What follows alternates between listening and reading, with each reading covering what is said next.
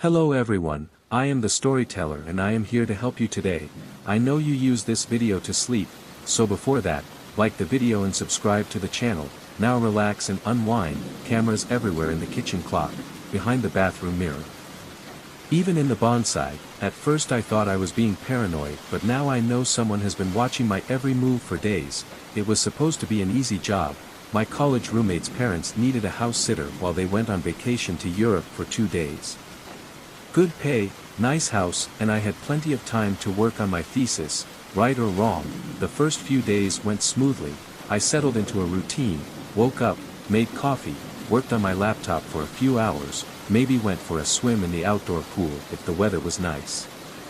Quite comfortable. After all, by the fourth night I started to feel like I was being watched. I was sitting on the couch reading a book and suddenly had the urge to look over my shoulder, or I was in the shower and I swear I heard a noise on the other side of the curtain. I assumed it was because I was alone in a strange house. Nothing more to say, but the feeling persisted and grew stronger. Then I found the first camera. I was dusting the fireplace. I took my housekeeping duties seriously, when I noticed something strange about one of the family photos. The frame seemed thicker than the others. I was curious. I picked it up to examine it more closely. That's when I saw a small lens no bigger than a pinhead, hidden in the corner of the frame.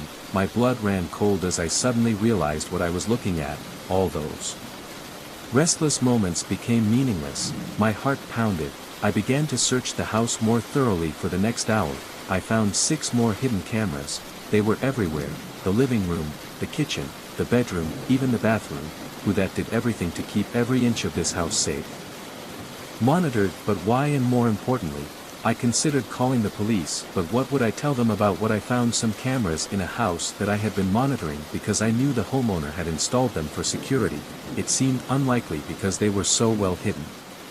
They were, but I couldn't rule it out. No, I needed more information before I contacted the authorities.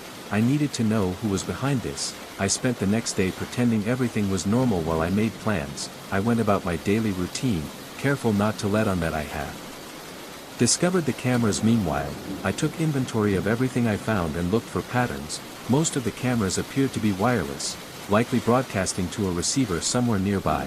If I could identify that receiver, I could track down whoever was watching. When the night fell down, I had put my plan into action. I turned on every TV and radio in the house, turned up the volume and began a systematic search of every room. The noise would drown out any sounds I made and hopefully hide my true intentions from anyone watching. I started in the basement, methodically checking every nook and cranny, and nothing.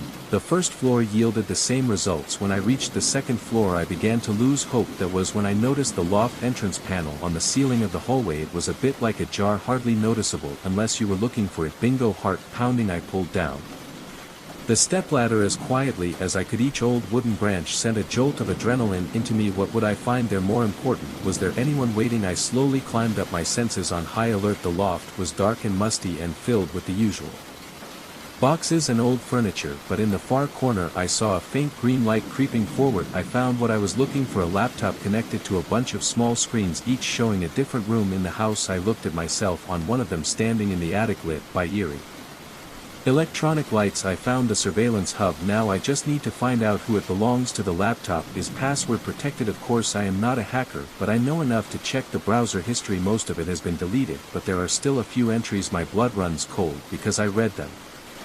Many searches for my name on social media, college records. Whoever is behind this is not just watching the house, they are watching me specifically. I heard a car door slamming outside. I panicked. I ran to the attic window and looked out. A dark figure was approaching the house. I was out now. I climbed down the attic ladder, not caring about the noise I made. My only thought was escape. I ran to my room to get my phone and wallet.